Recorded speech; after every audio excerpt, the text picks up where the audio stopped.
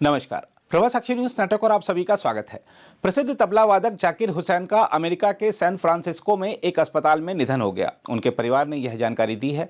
परिवार ने एक बयान में कहा है कि हुसैन की मृत्यु फेफड़े संबंधी समस्या इडियोपैथिक पल्मोनरी फाइब्रोसिस से उत्पन्न जटिलताओं के कारण हुई।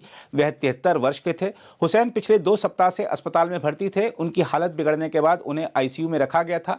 हुसैन की बहन खुर्शीद औलिया ने कहा कि वेंटिलेशन मशीन बंद किए जाने के बाद उन्होंने सुकून के साथ अंतिम सांस ली।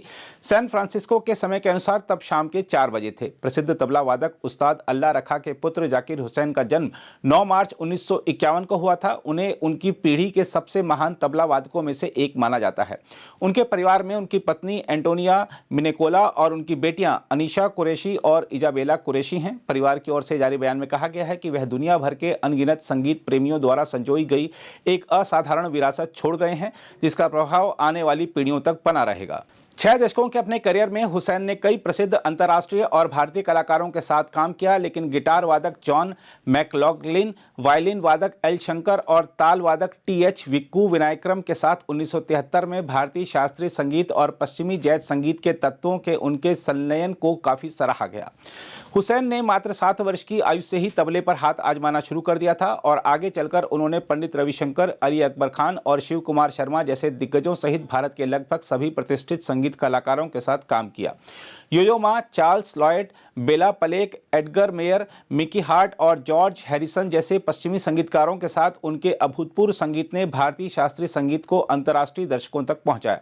हुसैन ने अपने करियर में 5 ग्रैमी पुरस्कार जीते, जिनमें से 3 इस साल की शुरुआत में 66वें ग्रैमी पुरस्कार में मिले थे। भारत के सबसे प्रसिद्ध शास्त्रीय संगीतकारों में से एक हुसैन को 1988 में पद्मश्री, 2002 में पद्म भूषण और 2023 में पद्म विभूषण से सम्मानित किया गया था।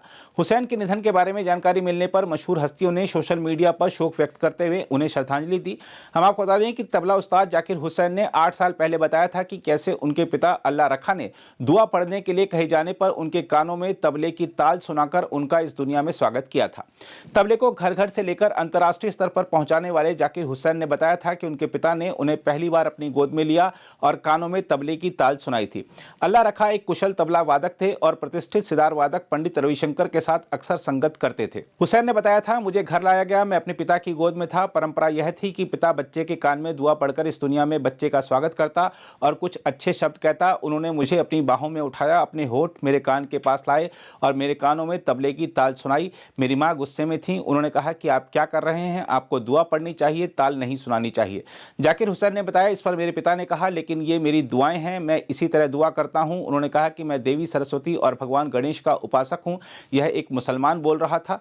उन्होंने कहा कि यह ज्ञान उन्हें अपने शिक्षकों से मिला है और वे इसे अपने बेटे को देना चाहते हैं। अपने शुरुआती दिनों में उन्होंने खासा संघर्ष किया था। वह ट्रेन से यात्रा करते थे और अगर उन्हें सीट नहीं मिलती थी तो वे फर्श पर अखबार बिछाकर सो जाते थे। ऐसी यात्राओं के दौरान वे संगीत वाद्य यंत्रों को अपनी गोद में रखकर सोते थे ताकि किसी का पैर उनके तबले पर ना पड़े। एक अन्य साक्षात्कार में जाकिर हुसैन ने एक घटना को याद कर बताया था कि कैसे जब वह 12 साल के थे तो अपने पिता के साथ एक संगीत समारोह में गए थे। उस संगीत समारोह में पंडित रविशंकर, उस्ताद अली अकबर खां, बिस्मिल्लाह खां, पंडित शांता प्रसाद और पंडित किशन महाराज जैसे दिग्गज भी मौजूद थे। जाकिर हुसैन अपने पिता के साथ मंच पर गए और अपनी कला के प्रदर्शन के लिए उन्हें 5 रुपए मिले। तबला वादक ने कहा था, मैंने अपने जीवन में बहुत पैसा कमाया है, लेकिन वे 5 रुपए सर्वाधिक कीमती थे। अगर आप भी लेना चाहते हैं देश दुनिया की तमाम जानकारी तो आज ही सब्सक्राइब करें हमारे चैनल को। साथ ही नीचे दिए बेल आइकन को जरूर दबाएं ताकि हर अपडेट आप तक पहुंच सके।